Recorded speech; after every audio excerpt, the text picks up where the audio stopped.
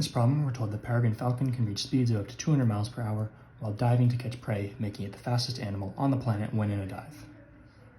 We're asked if a peregrine falcon dove at its maximum speed for half a mile to catch prey, how many seconds would the dive take? So we're going to use this distance of 0.5 miles. And we're going to use unit conversions to turn this into a time. So we're told that it's using the speeds of up to 200 miles per hour. So if we multiply this by the fraction 1 hour divided by 200 miles, what this is doing is this is turning our distance into a time based off of the speed that we have, because the miles units are going to cancel and then we're going to have something in terms of hours. However, we don't want something in terms of hours, we want it in terms of minutes, and then we want to take the minutes and turn it into seconds. So we can use the fact that 60 minutes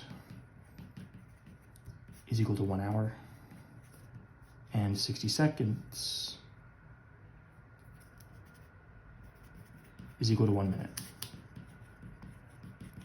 And then our units are going to cancel, hours, minutes, and then when we multiply all this together without all the things that we just crossed out, we have 0.5 times 1, which is just 0.5, times 60 times 60,